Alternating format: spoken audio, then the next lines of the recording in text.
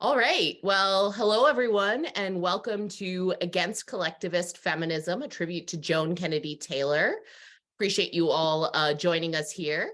I'm Kat Murti. I'm the co-founder and executive director of Feminists for Liberty, or F4L, alongside Elizabeth Nolan Brown, who's one of our other panelists tonight. Feminists for Liberty is smashing sexism and the state while uplifting libertarian feminist voices, looking at traditionally feminist issues through a free market, limited government lens, and changing the narrative about what both feminism and libertarianism are. One of the ways that we do that is through these F4L chats. That's hashtag F4L chats if you want to tweet about them or follow along on Twitter at some point, which are a series of panel discussions just like this one we're having here tonight. And one of those voices that we're hoping to uplift is that of Joan Kennedy Taylor, an ardent feminist and libertarian activist and objectivist who has been an inspiration to both me and to Elizabeth over the years. Joan Kennedy Taylor was born in 1926, and sadly, she passed away in 2005, or else I would have hoped we would have been able to have her out here tonight. In 1957, while she was working at a publishing company, Taylor read an advanced copy of Atlas Shrugged and was so taken by the idea of objectivism that she wrote a letter to Ayn Rand, its author, who in turn responded by inviting her to lunch, and a friendship sparked.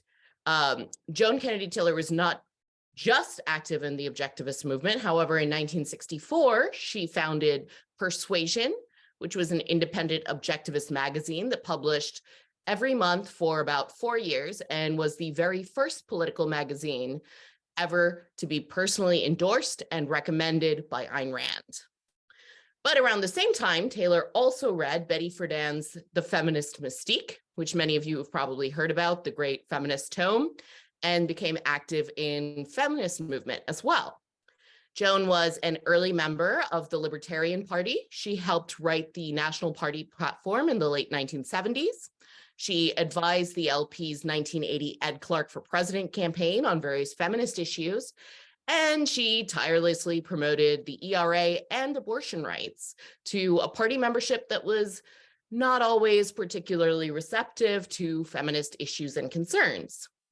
Throughout the 70s and 80s, Taylor was actively involved with various libertarian institutions, including the Libertarian Review, the Cato Institute, Reason, Inquiry Magazine, the Freeman, and the Manhattan Institute. From 1989 to 2003, she served as national coordinator of the Association of Libertarian Feminists, and she was also the editor of the newsletter. She helped found Feminists for Free Expression and served as the vice president and as a member of the board of directors throughout the 1990s. She taught 2 courses at the New School, one called Different Voices, Feminism at the Crossroads, and another on Women in the Law. She traveled the country lecturing on individualist feminism and wrote several books, including this one right here, Reclaiming the Mainstream, Individualist Feminism Rediscovered, which was co-published by Prometheus Books and the Cato Institute in 1992. Reclaiming the Mainstream helped inspire the formation of Feminists for Liberty. I remember thumbing through this book in our initial brainstorming meetings and pondering why the ideas in it, Joan Kennedy Taylor herself, and this book weren't more popular, at least amongst other libertarians. So naturally, it was the first book that we picked for our recently launched Feminists for Liberty book club. We have a very interesting discussion planned for you here tonight, and we're going to have plenty of room for questions for the audience. You can tweet them using hashtag F4L chats. That's the number 4. Or you can post them in the question box on this live stream below, the chat box. And without further ado, I'd like to introduce you to our lovely panelists for the evening. First and foremost, we have Elizabeth Nolan Brown. She's the co-founder and president of Feminists for Liberty, as well as a senior editor at Reason magazine. Liz has been published in the New York Times, the Daily Beast, BuzzFeed, Playboy, Politico, Libertarianism.org, the LA Times, and numerous other publications. You can find her on Twitter as @EN Brown. We also have Cathy Reisenwitz. Hi, Cathy. Cathy is a sex-positive libertarian feminist who writes a newsletter that many of you may know of called Sex and the State. She's been published in TechCrunch, The Week, Vice, Daily Beast, and more. She was also an active participant in our recent book club discussions about Joan Kennedy Taylor's Reclaiming the Mainstream and had some really interesting points to make. You can find Cathy on Twitter as @Cathy Reisenwitz. And last but absolutely not least, Walter Olson. Walter is a senior fellow at the Cato Institute's Robert A. Levy Center for Constitutional Studies and is known for his writing on law, public policy, and regulation. He was the founder and principal writer of Overlawyered, the longest ever running law blog, which he ran from 1999 to very recently 2020. You can follow him on Twitter as @Walter Olson. And you've all heard from me far too much. I'd like to give our panelists some time to speak. So first, let's really get into context for tonight here. Who was Joan Kennedy Taylor to you? What was your first introduction to her and her work? How did you get to know about her? Shall I go first? Yes, please do. As the only one amongst us who ever had the honor of actually knowing her, yes, please. And I knew, like many people, I knew Joan Kennedy Taylor as a voice before I ever met her in person because of her radio commentaries. First on CBS Spectrum, a pioneering 9 or 10 different commentator rotating commentary, and then CBS, or then Cato did a thing called Byline, which had her, and that was more of a group of libertarian commentators. And so I was rooting for her. I was getting up, walking over to my radio and sort of pumping my fist as a teenager because she was the one who was laying out the clearest and most reasonable libertarian line. All of the other ones, even if I agreed with them 80 or 90% of the time, there would always be something that they would disappoint me on. So there was Joan, never disappointing because she was always reaching the correct conclusion. So I met her briefly then in 1976 when she was, I think, in her 40s or so. Or maybe 50s by then, went through some years without seeing her. And then we were in New York together at such institutions as Libertarian Review and Manhattan Institute, where we never quite overlapped for long enough to work together, but where I got to know her quite well. And I'm so delighted that Feminists for Liberty is doing this because she is very much the kind of figure who deserves the attention of a new generation of readers. Yeah, absolutely agree. Like I said, it's something that I've been wondering for many years, why we don't hear more about Joan Kennedy Taylor, because she was really cool and very libertarian and very feminist. Liz, maybe you'd like to go, considering the thumbing through the book that I mentioned. I actually pulled it off of Elizabeth's bookshelf. Yeah, I actually came across it. So I have this like pamphlet, and I can't really see it. Essays in Public Policy from the Hoover Institution for War and Peace. And it says Women's Issues, Feminism, Classical Liberalism, and the Future by Joan Kennedy Taylor. And it came out it was published in 1993. I forget where I got this. Like, I don't remember at all where I got this, but I got it and I read it, and it actually is a lot of the same ideas she ends up discussing in much more length in the book, Reclaiming the Mainstream. But, you know, I read this sort of, if anyone wants a shorter thing, I think that there are a few copies on Amazon still and not very expensive, or at least there were a while ago. It's a really good sort of introduction to her ideas that she explores at more length in the book.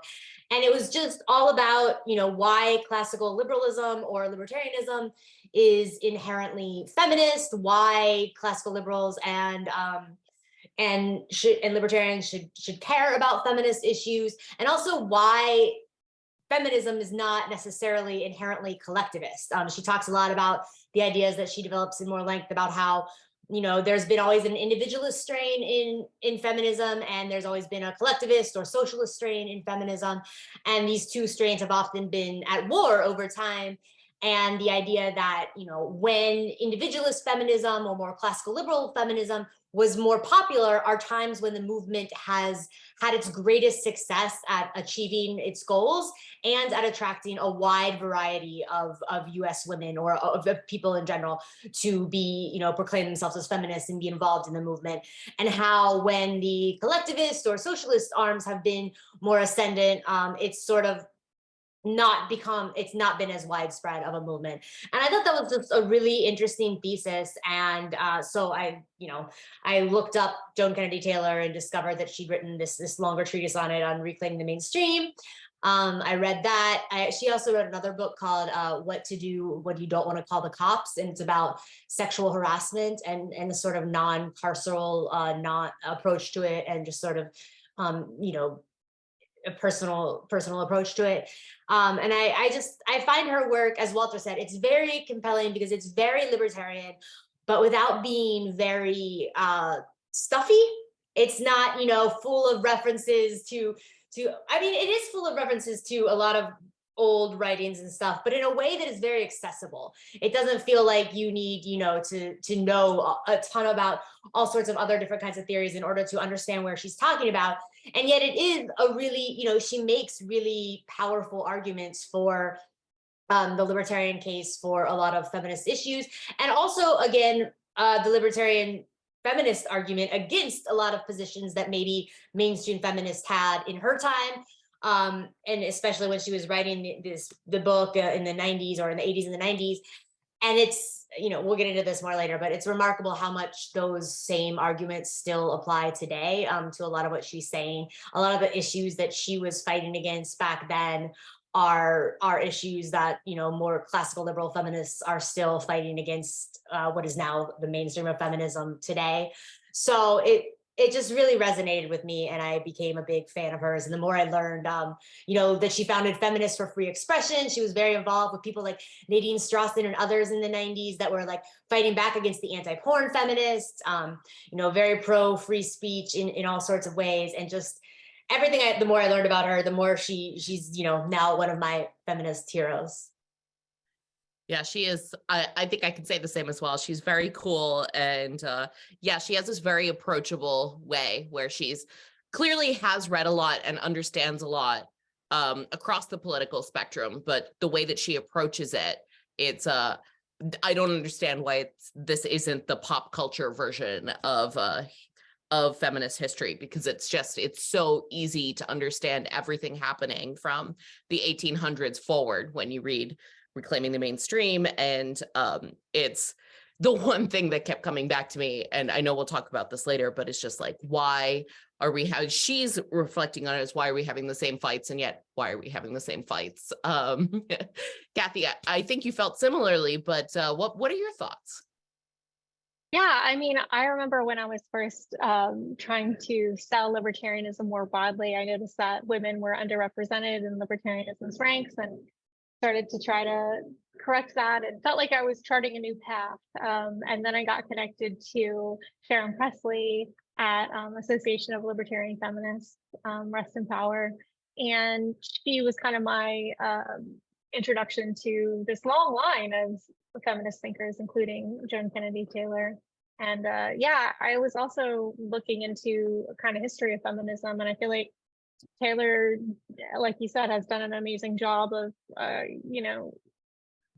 writing down and cataloging these important milestones and fights within feminism from, 1800, 1700 to her day.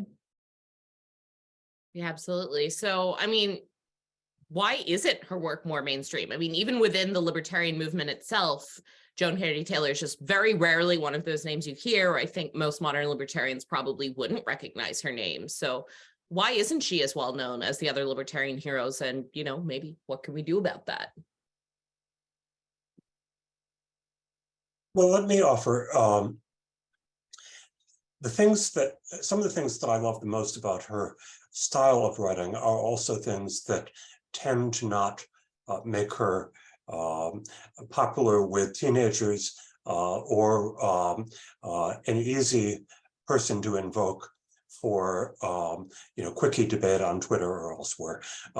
She was always concerned about being calm and reasonable and speaking to the best version of whatever case she was arguing against. And this is death on Twitter, I can say. I mean, it was this.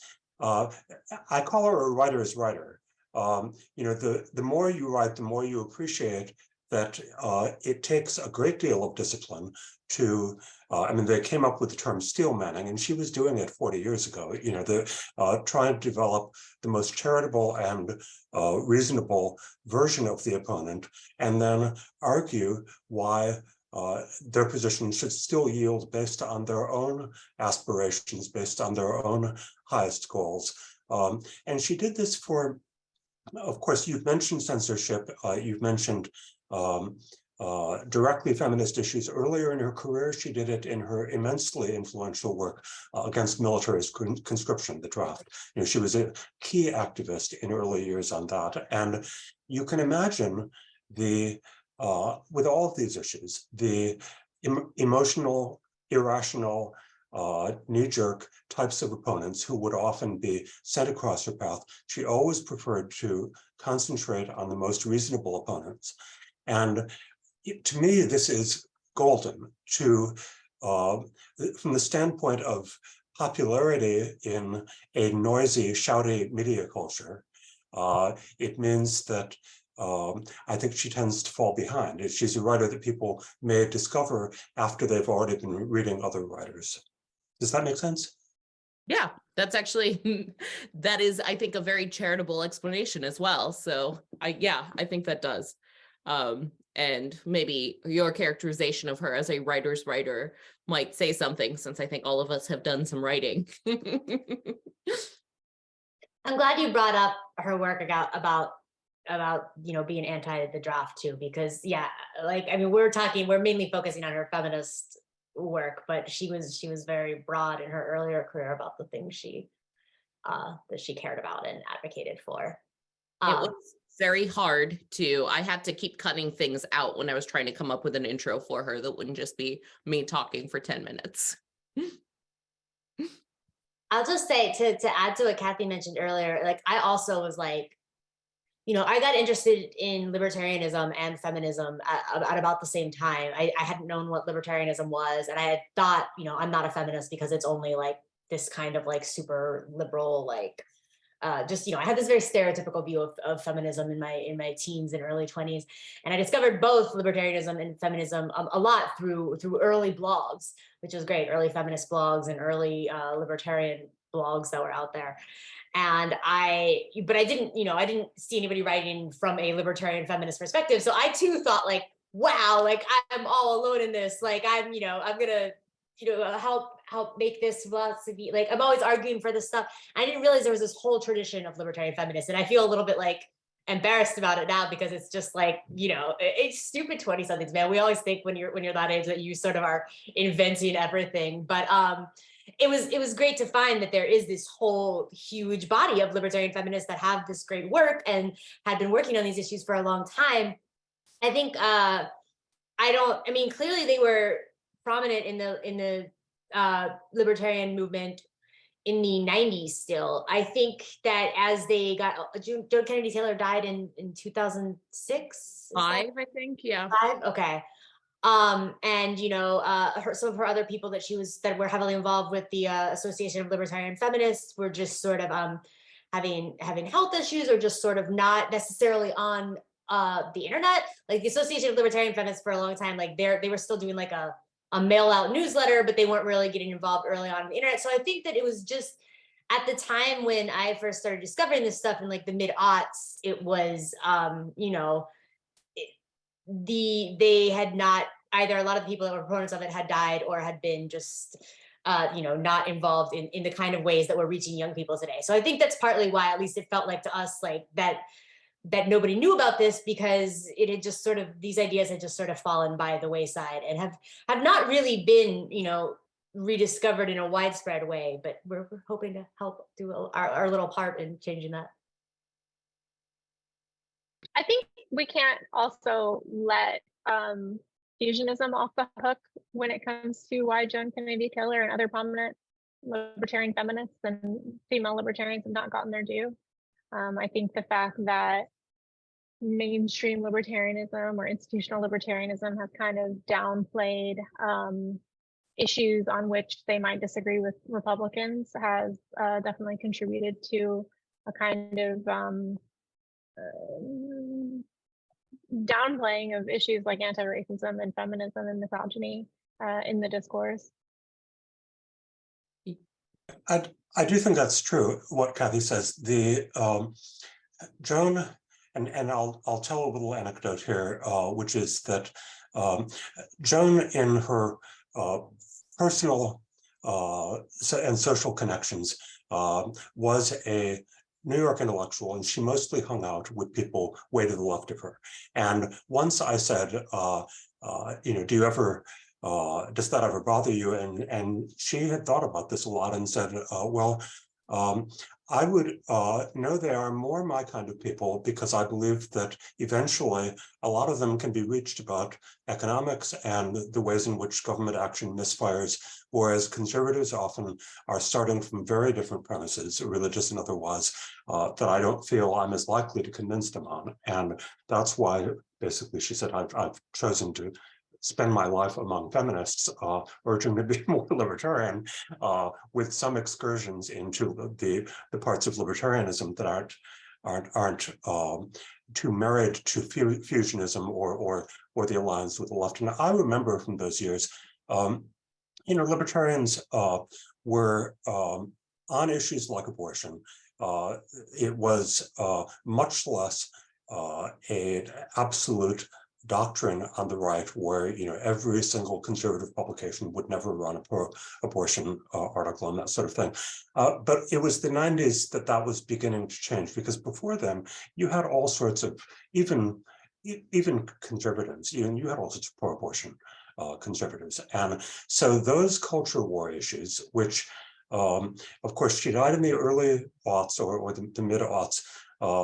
The culture war had raised its head by then, and yet it was possible still to be very optimistic, because the internet made it look as if some of the censorship wars could just be won in a way that we've gone back to doubting. But at the time, things were very, very positive, and I think she saw some vindication in the idea that censorship was an issue on which America did well for many, many years. However, it's wobbling now.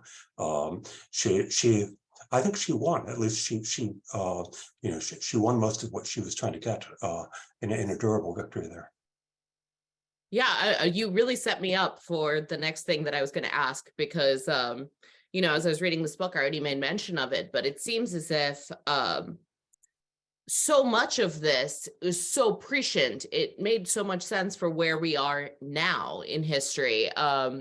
She predicts at one point in the book that Roe v. Wade is going to be overturned, and abortion will turn into a state-by-state fight. She talks about some of the anti-porn rhetoric that we hear now, actually. There's definitely a more modern language, more modern tinge, but she's just so on the mark, on the pulse about all of these things. She actually wrote in the book that the media are quick to pronounce that feminism is outgrown, unnecessary, or dead. But as everything changed so much, it seems that the vanishing women's movement keeps reappearing year after year. And, the same fights keep reappearing year after year. So have things changed so much? And why are the same debates that raged over a century ago, or that raged in the 80s, 90s, 70s, the times when Joan was writing and reflecting on these things about women's role and capabilities in society, about what women's rights even should be? Why are they still raging today? Why are we having these same fights?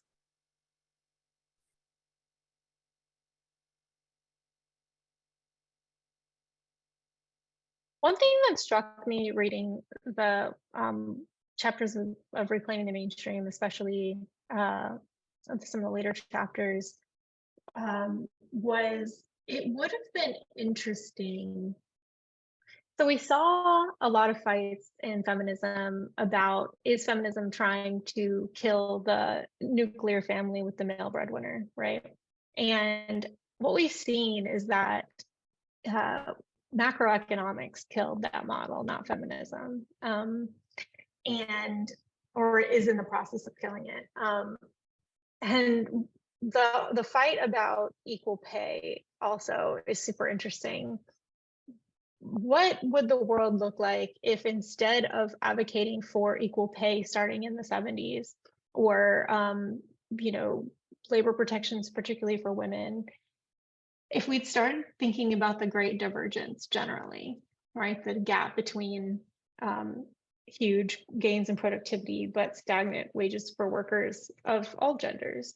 And I think that we have an opportunity now to, especially with men in a lot of ways being on a downward slope as far as how the average man is doing, to fight less about gender, to say this gender is doing worse, this gender is doing more, and just look at like how these macroeconomic factors are hurting like everyone broadly, and also influencing the nuclear family and male breadwinner model negatively.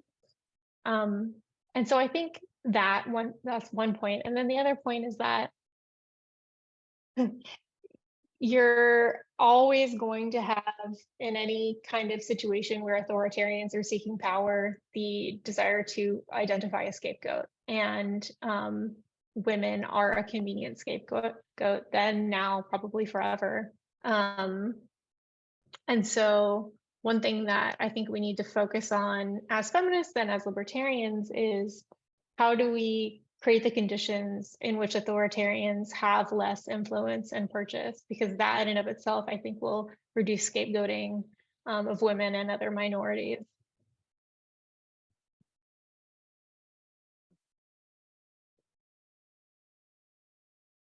Well, go ahead. No, Walter, go ahead. Yeah, just briefly, and I mentioned this before, I do think that part of what has happened is that there has been a traditionalist backlash from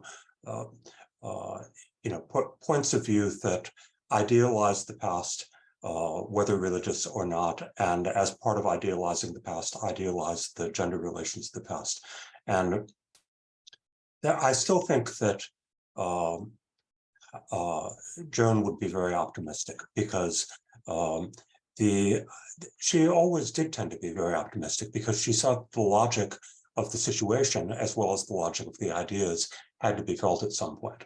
And so even though there may be a neo-trad, what an awful word, but I'm going to use it, there may be a neo-trad feeling that we need to recreate old household divisions of labor. Joan would probably have turned to the sorts of social trends that can't be denied, such as the fact that in many professional schools, women are now the majority of earners of advanced professional degrees in law and many, many others. You're not going to force that back into a kitchen that is largely automated anyway these days. One reason she was so optimistic is that she took the long view, and she didn't get hung up on just how reprehensible some of the opponents were. She just saw them as fighting against social trends that were much bigger than them. And the role of the libertarians was to make sure that the government was not artificially slowing down a process of liberation, a process of opening up opportunity, particularly opportunity for people's creative faculties. Joan was very eloquent about the fact that feminism meant that huge number of people would now have the opportunity to exercise creative faculties of all sorts, including ones that we can't even imagine. This was a wonder of the world, and trying to close the door against this, as some of the conservatives then and now would like to do, is like trying to close the door against a raging river. You ain't going to do it. Yeah, absolutely. We're at a point where women are the breadwinners in at least an equal number of homes, and with what you're mentioning with educational attainment, it seems likely that that's not a wave that's going to be turning back anytime soon. I'll just add that a lot of these things we're talking about that Taylor wrote about, how, what is the proper role of the family in society? What is the proper role of men and women within a family? What is, are women more similar to each other than men are? Are men and women, how similar are men and women? How different are they? Does it matter for public policy? What is the role of sexuality in society? How do we tolerate people who have different sort of lifestyles than ours? What is the role if we're, in trying to advance women's rights or advance the rights of any group that has historically been, marginalized or not at equal rights? Is it about creating equal opportunities, or is it about equal outcomes? I mean, these are some deep issues that aren't easy to solve and maybe never will be solved, because they hit at such fundamental core things about our beliefs and our lifestyles and our just, so people are always going to have some disagreement about them. So I think that also partly explains, unfortunately, it's sort of depressing a little bit if you think that some of these things can, we can get ahead on them, because you see, as in Taylor's writing, that, as we mentioned, she was talking about some of these same issues and the way that they were playing out in the battles in the 70s, 80s, and 90s. She also gives a lot of historical view about how these battles were playing out in the 1890s and the 1910s and the 1950s and so on. So it's good and bad, because you're like, wow, we've been here and we've been having these same battles forever, and maybe they're never winnable. But it's also good to know that we're not in particularly divisive times, and there have been people thinking hard about these issues for a long time. And I think there is progress, obviously, in a lot of ways. So I don't know, just to your question about why we're still having these battles. I mean, I think because maybe some of them we're always going to be having, but I think that it's important to have this context that she gives us about the ways that they've played out over time. Yeah, I think that your point about these some of these battles, some of these issues never really being winnable or solvable is a big part of it. And I think that that's something that resonates with libertarians. People are always Right. want to live their lives in different ways. Individuals want different things out of life. And, if you give them the freedom to be able to do that, then maybe there'll be fewer of these crashes, these culture crashes, or at least I certainly hope so. Yeah, I think that's part of why libertarian feminists and libertarians in general are well equipped, if we want to sort of to talk about these issues, because we're not trying to impose one vision or another on people. We're trying to just make it so that these competing visions of the good life can exist simultaneously. I think with that in mind, Joan Kennedy Taylor had written, the strongest impact of contemporary feminism has been social and not political. So do you think that she agrees then? And is she right? Or what implications does this have for libertarians, for feminists, for our society at large?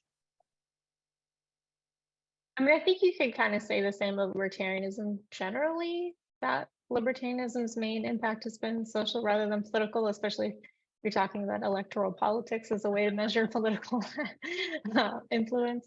Not winning too many elections, but hopefully, gay marriage is legal, and so is marijuana, and lots of other real libertarian wins.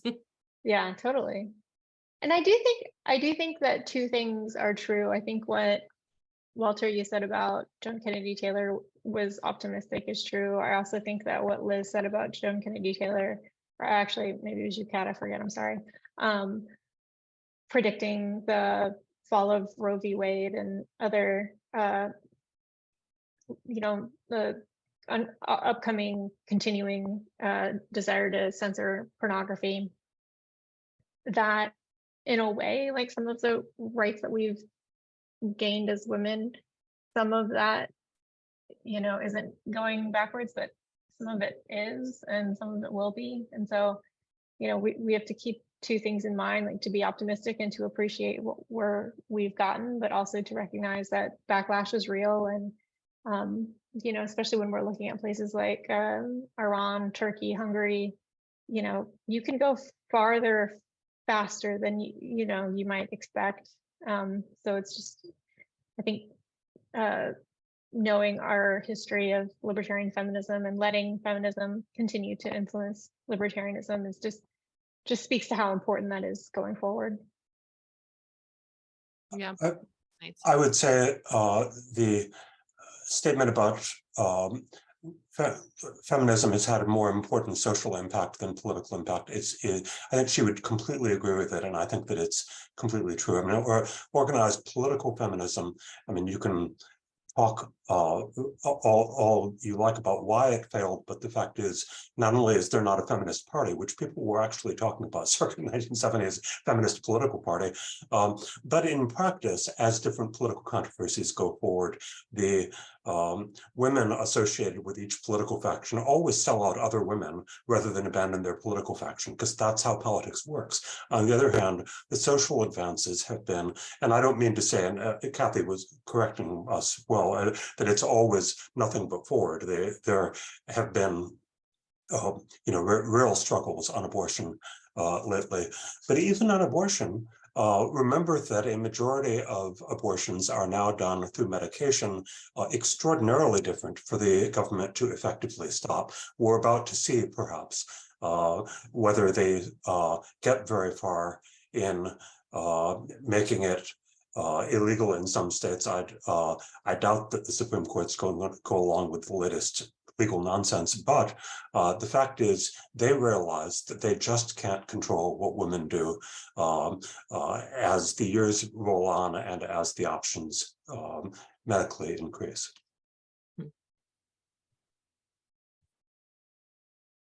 Yeah, so one of the things you mentioned was the conversation several decades ago about whether or not there'd be a feminist party, and that fell apart for a variety of different reasons. But one of them, pretty fundamentally, was that feminists just don't agree on everything. You know, a lot of times there's this idea that all feminists have the exact same views, and while they might agree that sexism is a bad thing, how that plays out and what the cures are and everything like that is really quite varied. And certainly when it comes into how they then therefore might, what types of policies they might support in non-traditionally feminist areas are going to vary so much as well. And I think Taylor saw that, and I think that was probably influenced by her own position as a libertarian, as an objectivist, not clearly a Democrat or Republican. She wrote that the feminist movement is wider and more diverse than the spokeswomen presented to us by the media might indicate. Is that still true today? And was there ever a single united feminist movement? Yeah, go ahead. No, definitely not. I think that who gets, sort of portrayed in the media or in any sort of the public imagination as the leaders of feminism, has historically very much just depended on different kinds of privilege. Like, obviously, like white women sort of were the face of feminism for very many years. And there were obviously like Black feminism. There were people of all sorts of races doing feminism that just didn't get that attention. There were, people who were working class women who often didn't get, it was often wealthier white women who were sort of the faces of feminism, which is been a problem. And also, though, I think that the most extreme versions of feminism, the ones that most align with people's fears about feminism, like the sort of feminism that does say, we need to abolish the family, or like all women should become, lesbians, or kill all men. Because you can find people who will say these things. It's by no means a majority of feminists or anything like it, but people have all sorts of crazy positions. And so I think you'll have people wanting to represent people when those sorts of people come about. Opponents of feminism love to hold them up and make them the spotlight and try to make them the face of feminism, because it's the opposite of what Walter was saying that Joan Kennedy Taylor did with trying to argue with the best version of your opponent's arguments. It's like, haha, if we make them the face of feminism, it'll be a lot easier to discredit the whole project of gender equality or women's rights and things like that. And I think that is definitely still true today. Yes, and both a easier than libertarian ever. and a feminist, it is deeply frustrating to me how often that sort of edgelording model gets held up. It's especially interesting when libertarians kind of do this, like, well, this is feminism, because when you look at libertarianism, which represents a much smaller and more homogeneous like ideological spectrum than feminism.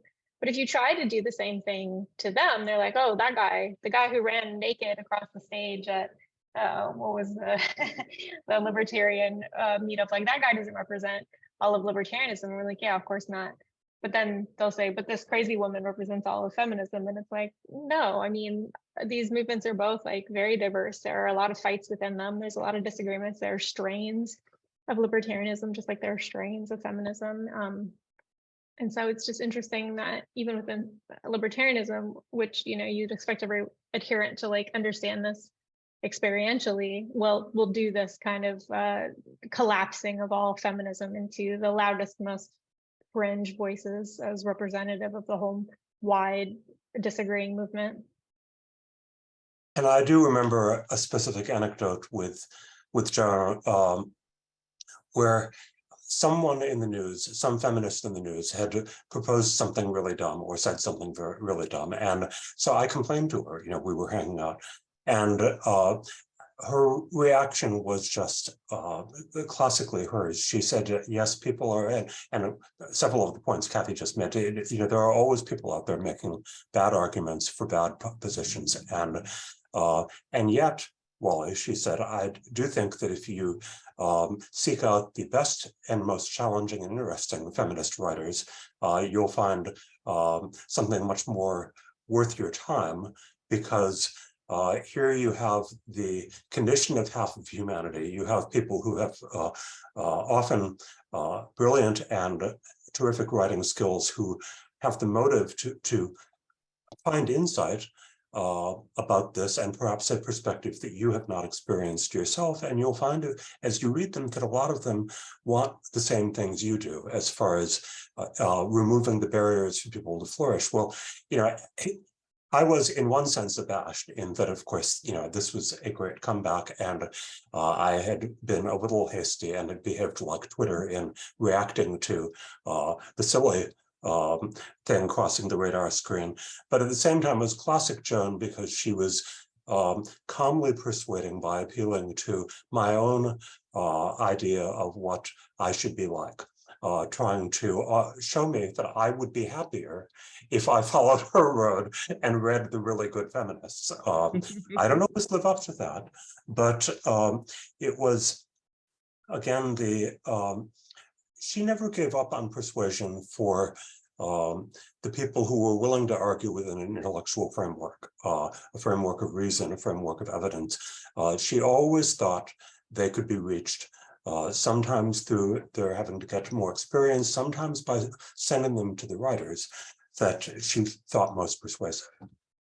So I've seen some questions starting to come in. I want to encourage everyone, please type them into the chat box here on this video stream, or you can also tweet them if you would prefer on hashtag F4LChats.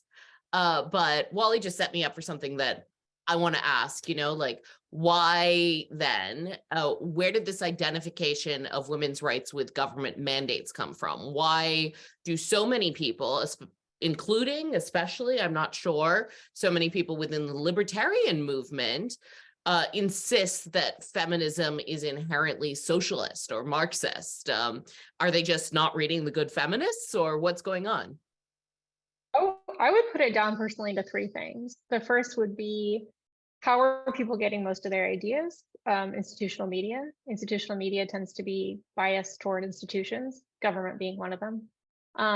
Two, a lot of the, right, if you look at like Hayek's social change, you know, if you look at the academy, a lot of feminist thought comes out of the academy. The academy tends to be more statist, shall we say. And then the third is, so going back to the idea of like why Joan Kennedy Taylor doesn't get her due, it's really interesting to look at what will get you kicked out of the party in libertarian circles, right? You can advocate for abortion restrictions, you can advocate for immigration restrictions, like things that are, you know, really fundamentally, you can advocate for, you know, social safety nets and some, you know, welfare expansion, a lot of things. But when you advocate for feminism, you will get kicked out of the party a lot of times real quickly. And so if you're allowed in the party on the left and you're kicked out of the party in libertarianism, and you're kicked out of the party on the right, then yeah, you're going to be associated with the pro-government side. And I think that's like a huge indictment of libertarianism, that that's been the case, because we have then relegated feminists necessarily to the pro-state side, which has made us poor and feminism, like both libertarianism and feminism, poor. I'm not going to name any names, but the one that I'm still my head's still spinning at is that we Feminists for Liberty got uninvited from a libertarian event for being too controversial in the same week that they announced Milo Yiannopoulos as one of the speakers. So, perfect example. And when I say party, I don't mean political party. I mean like gathering. Yeah, we were also told we could do a panel once, but we just couldn't use the word feminism at a libertarian conference. I think more than once, actually. Yeah. I think just real quick, you know, there's always been, as Taylor gets into in reclaiming the mainstream, there's always been a push and pull within the fight for women's rights about why women deserve rights. And is it because, you know, women are human beings, women are individuals who have natural rights the same as men are? Or is it because women, by virtue of having an education or getting the right to vote or things like that, will have a positive influence on society? Is it because women are these unique sort of beings who will exert this positive influence on society? I know, obviously, I think we all fall much, as classical liberals, fall much more in the first camp, but there has always been that push and pull. And if you are part of the feminist movement, has always been that second group too. And if that is your belief, that, you know, women should have rights because they will use them to do good, then you get a very authoritarian version of feminism. I mean, we've seen that from the beginning with, you know, the early organized women's rights movement in America. A lot of it, aside from being about the vote, was also about prohibition. And you had a huge number of women's rights campaigners, you know, pushing for prohibition, and among many other sort of authoritarian things. So, I mean, it is, again, yeah, it's associated with that because I think a lot of times those sorts of things get more attention. But I mean, those strains do exist within feminism and always have, as much as the classical liberal strain has existed. Yeah, I think that's a great point about the schools of thought. And there are some on the left and on the right that believe that women's greater involvement in the public square will lead to changes. I suspect, I can't go and look this up, but I suspect that Joan's view is that women would make about the same number of mistakes as men if you handed the public sphere over to them. And often they would be the very same mistakes. And I think her view of feminism was not, we passed a bunch of laws, or even we got a bunch of public offices, but the title of, I'm pretty sure, a feminist book, but I don't remember the era. It changed my life, just as a slogan about feminism. And when people say about feminism, it changed my life, they're mostly not talking about someone passed a law and then my life changed. It was, I was able to do something because of feminism that I wouldn't have been in another country, in an earlier age, in a place where the men in my family had more power. I was able to do those things and it changed my life. That's not a fundamentally political statement. It's a statement about the great advance of social improvement. You know, both the last two things that you and Elizabeth said really are tying to a question that I've seen come up in a couple different ways in the chat box here, which is, you know, you're saying something that they couldn't have done in another country.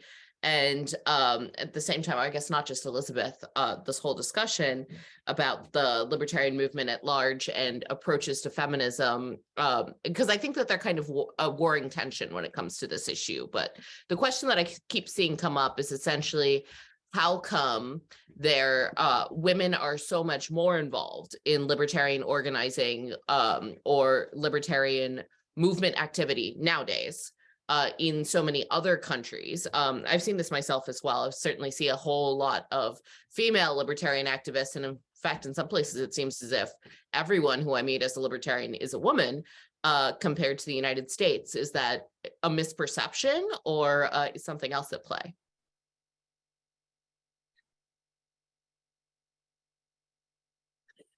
No, go ahead. Big question. I don't know if it's a misperception. I think a lot of it has to do with the fact that libertarianism in the United States took a unique path and tends to be much more associated with the right than in many other countries. Probably has something to do with it. Kat, is your experience that the greater involvement of women in libertarian movements is something you see in countries that are a lot like the United States, you know, the advanced democracies, or do you see it in places that really are fighting different sorts of battles because of the greater strength of traditional ideas and religion and so forth?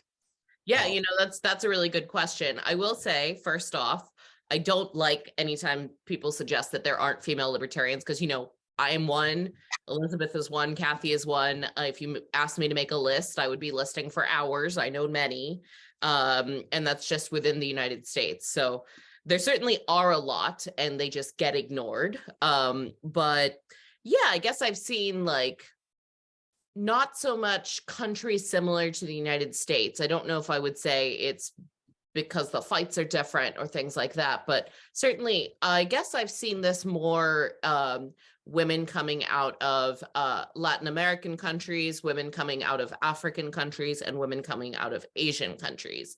In all three, I've just met a lot of really impassioned female libertarians. Now, that could also be selection bias. Maybe I'm just meeting them because they're impassioned female libertarians. But yeah, I mean, that's at least something that I've noted. But I think again, no, go ahead. Sorry, I was just going to say I'd be super curious to see how the libertarian movements in those countries react to the word feminism. Yeah.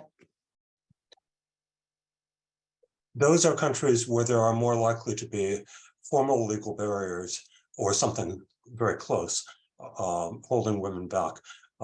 America has lots of sexism, but for various historical reasons has mostly eliminated, I think, the formal legal barriers. You know, we're now just we're on to the debates that follow. But in many of those countries, those barriers are still there. Women in their choices of family life, in their career choices, they are under constraints that we shook off a long time ago, fortunately, in our country. I do think that American feminism is at a point where more or less even people who don't consider themselves feminists, that maybe not the people who call themselves anti-feminist, but certainly a lot of people who wouldn't embrace the feminist label nonetheless do think that the law shouldn't treat men and women differently. And that's not true in a lot of other places. In America, they don't embrace the label, in part because most normal Americans have absorbed so much feminism as our birthright. We would be completely outraged if there were an attempt to turn back the clock on women's freedoms in various ways. But feminism is defined not with respect to all of those questions, the way it would be in some of these countries where it's a newer and where it's more of a challenge to existing ways. Instead, we define feminism with respect to a particular frontier of issues where there is still, for whatever reason, controversy. But most Americans, and you can pick the average Republican or Democrat, you can pick the average blue collar or white collar worker, they go to much of the rest of the world. And of course, they are feminist by the standards of the rest of the world. You know, no one would, as I say, want to roll back the clock, even if you count as, you know, kind of backward by on sexism. You know, no, Americans are just past, I think, a lot of that. I wouldn't say no one, Well, because no, certainly get a lot of it in our Twitter DMs, but enough so that the mainstream American would be would find it disgusting, some of the stuff that people say. That certainly this idea that women just shouldn't have basic rights is not mainstream. It's a weird, highly online point of view that is rejected by the overwhelming majority of Americans, women and men both, in my view. Yeah. So on that, I think pretty positive point. You know, I could talk about this forever, but we are running up on time. So if I can ask all of the panelists, what one or two things would you like everyone to take away from this discussion here today? I want to say, I want to hear from Walter too, just before we go. Like, what are your favorite Joan Kennedy Taylor anecdotes, like, yes. or stories? No, thank you for asking that. That was even if it has nothing to do with the topic at hand. Just like tell us something. You don't have to keep that to one or two sentences. I told a couple of the anecdotes that I was saving up. Joan was a very delightful person to hang out with. And even though she doesn't make all that much use of humor in her writings, did she ever use it in conversation? And not a mean humor, but a delightfully gentle humor. I will say, you know, we haven't talked about some of the curious and remarkable aspects of Joan's life. I would just resorted to Wikipedia this afternoon to refresh my memory, and there's always something new to learn. I never knew that Joan's father dated Dorothy Parker. But it's true. You know, Deems Taylor, her dad, was this super famous music critic, one of the most famous in the country, and she and her husband threw parties in Greenwich Village at which you know, every conceivable literary figure of the era showed up. So she lived the life that she preached. You know, she believed in liberation, and she went right out there and had this very free, liberated life in which she chose to go out and hang out with who she wanted to. And you know, this is part of the negative thing. It isn't just that she's neglected today, it's also that during her career, she didn't have the sorts of jobs that we, her friends, believed she should be getting hired for. But part of it was she didn't want to work for a large organization because she wanted to choose exactly who she associated with at every moment. And she got it. She achieved what she wanted as a life of an independent intellectual. You know, with that, I'll just add one more serious point about her wonderful work with the anthology and her work on censorship. I think are two parts of the same, two branches from the same tree trunk, which is she knew how important it was for people to come upon the particular writing that they needed to change their life. She knew that censorship could keep people from that. And so she worked against censorship for most, that was the biggest single theme of her professional work. But she also knew that having the writers not at hand because they had been forgotten or segregated or treated as insignificant was another way in which people could fail to connect with the writer who would change their life. She truly believed in writing and in the power of ideas, and she lived every minute of it, in my view. Oh, wow. Thank you. Thank you. That's the best way to wrap this up. Cathy, Liz, I'm not sure if you want to follow that, but. I think what Joan Kennedy Taylor, one thing that her life illustrates is that you don't have to have mass appeal to have deep influence, and to put it out there, even if you're not on the cover of Time, if the younger generation is reading you and understanding the world better through your lens and getting the word out to their friends and the people that they influence, like that's a life worth living and worth doing. I'll just make the real basic plug here that, you know, anybody who is interested in the way that, you know, classical liberals or libertarians should approach issues concerning gender equality and issues concerning women's rights, anyone who is interested in the push and pull between you know, a more classical liberal feminism and a more socialist feminism over the past 150 or so, or even more years. And anyone who was interested in how that played out in just, the 80s and the 90s and more recent decades, and also throughout the many decades before that, should definitely check out Reclaiming the Mainstream, and check out Taylor's work in general. It's really enlightening. Yes, and you should also check out Feminists for Liberty. You can find us at feministsforliberty.com or follow us on social. We're Feminists for Liberty on YouTube, Facebook, and Instagram, and on Twitter we're at Feminist Liberty. And make sure you follow hashtag F4L chats for future panels, or sign up for our Substack.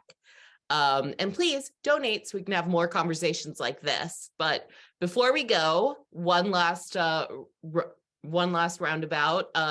Where can folks find you and all of your work, each of you?